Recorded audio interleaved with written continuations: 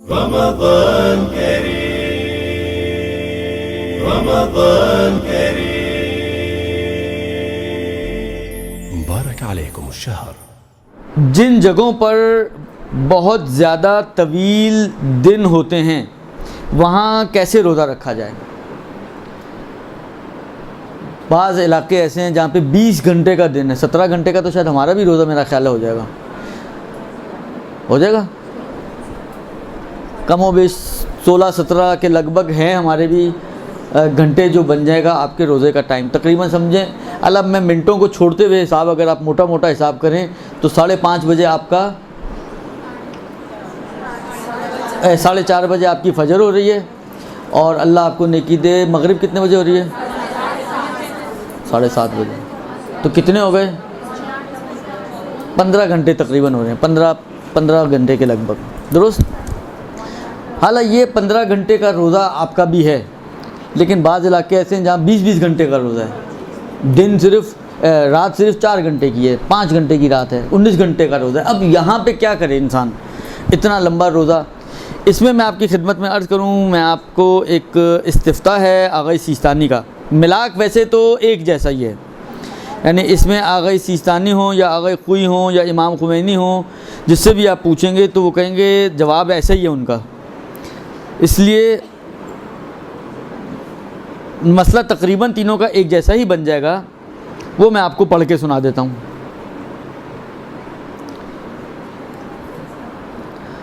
انہوں نے ایک سوال پوچھا ہوا ہے جس میں 3 حصے بنائے انہوں نے سوال کے. جو شمالی علاقوں میں رہتے ہیں، زمین کے شمالی طرف رہتے ہیں، ادھر کے دن بڑے ہوتے ہیں، تو ادھر کے بارے میں انہوں نے 2-3 طرح کے سوالات پوچھے. ایک سوال جو انہوں نے پوچھا ہے، تیسرا سوال، وہ یہ پوچھا ہے کہ جب ان کی رات اور دن 24 گھنٹے میں اس انداز سے ہوں کہ دن بہت بڑا ہو، جیسے 20 گھنٹے کا، کہ جس میں روزہ رکھنا بڑا دشوار نظر آتا ہو، تو ایسے لوگ پھر روزہ کیسے رکھیں؟ اس کے جواب میں آغا سیستانی فرماتے ہیں کہ دیکھیں، اگر تو کوئی ایسا شخص ہے کہ جس کے لیے روزہ رکھنا، اس 20 گھنٹے کا روزہ اس کے لیے اتنا مشکل نہیں ہے. درست؟ 20 گھنٹے کا روزہ رکھنا اس کے لیے مشکل نہیں ہے، اور وہ اول فجر سے لے کر اول لیل تک روزہ رکھ سکتا ہے. اور کچھ ایسی دیکھیں زحمت تو ہوگی، لیکن شدید مشقت کے جو حرج کا سبب بنے وہ پیش نہیں آ رہی ہے اس کو. تو ایسا شخص کہتے ہیں یہ تو پھر نارمل طریقے سے روزہ رکھے گا، یہ نارمل طریقے سے روزہ رکھے گا. درست؟ البتہ یہ بھی اگر چاہے تو یہ کر سکتا ہے کہ سفر اختیار کر لے اور سفر کر کے اپنے روزے چھوڑ دے، بعد میں پھر جب دن چھوٹا ہو تو اس کو قضا کر لے. یہ کام بھی کر سکتا ہے.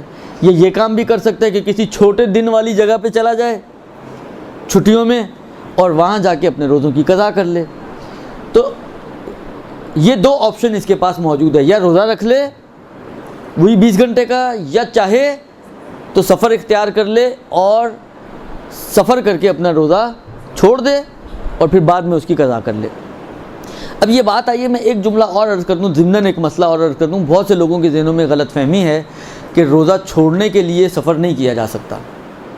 یہ بہت سی امت یہ سمجھتی ہے کہ روزہ چھوڑنے کے لیے سفر نہیں کر سکتے، جبکہ تقریباً آغا خوئی، امام خمینی، آغا سیستانی، آغا تبریزی اور دوسرے فقہا کے آپ رسالے اٹھا کے دیکھیں، ان فقہا کا کہنا یہ ہے کہ حتیٰ سفر چھوڑنے کی نیت سے بھی آپ روزہ سفر اختیار کر سکتے ہیں، روزہ چھوڑنے کی نیت سے. یعنی میں ہٹا کٹا، درست، روزہ بھی کوئی 20 گھنٹے کا نہیں ہے، مثلا 14 گھنٹے کا، 13 گھنٹے کا روزہ، 12 گھنٹے کا روزہ، نارمل روزہ، بس میں نہیں چاہ رہا روزہ رکھنا، بیمار بھی نہیں ہوں، بس دماغ خراب ہوا ہے، نہیں رکھنا روزہ میں نے، تو کیا کروں؟ سفر اختیار کر لو. صرف بعض فقہا نے یہ کہا ہے کہ 23 سے پہلے سفر مکروہ ہے، 23 کے بعد مکروہ بھی نہیں ہے. 23 رمضان سے پہلے سفر مکروہ ہے. مکروہ کا مطلب آپ لوگوں کو تو بتانے کی ضرورت نہیں، حرام تو نہیں ہے، بہرحال مکروہ ہے، یعنی بالآخر ریکمینڈڈ نہیں ہے کہ آپ اختیار کریں، لیکن کریں تو گناہ نہیں ہے. روزے چھٹ رہے ہیں بھائی، ہاں چھوڑ دو، کوئی مسئلہ نہیں ہے. روزوں کا ہم لوگ روزوں کو ایسا ہوا بناتے ہیں کہ بالآخر دیکھو ایک مرتبہ یہ ہوتا ہے کہ آپ کہیں یار اتنا بابرکت مہینہ ہے، اور یہ سب باتیں اپنی جگہ پہ صحیح ہیں، لیکن روزہ کو خود روزہ چھوٹ جائے گا، خود روزہ چھوٹ جائے گا تو قضا ہو جائے گی، اس میں کون سا آسمان ٹوٹ رہا ہے. ہم روزوں کو اتنا بڑا ہوا بنا دیتے ہیں کہ پتہ نہیں کیا ہو جائے گا اگر روزہ چھوٹ جائے گا تو. لہٰذا شریعت کہتی ہے کہ آپ بلا عذر اور بغیر مجبوری کے بھی ارادے اور اختیار سے اگر سفر اختیار کرنا چاہیں، صرف نیت یہ ہو کہ روزے چھٹ جائیں آپ کے، آپ یہ کام کر سکتے ہیں، آپ یہ کام کر سکتے ہیں اور یہ جائز ہے.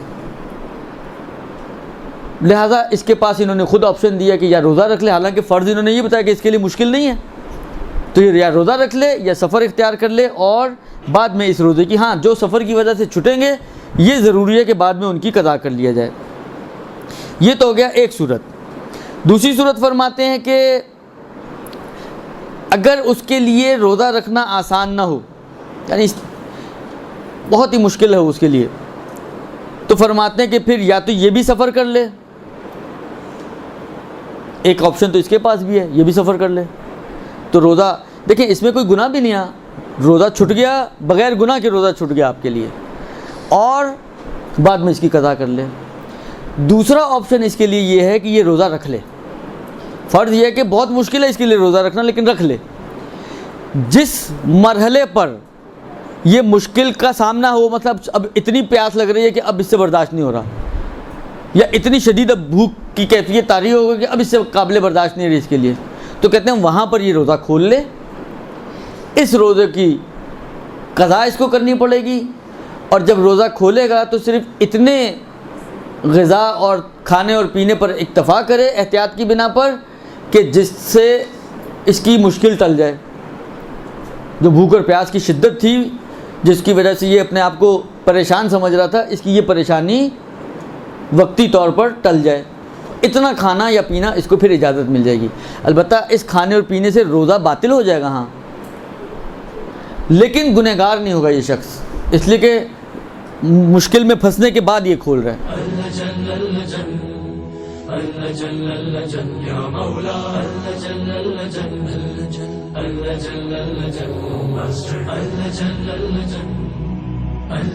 يا صاحب السماء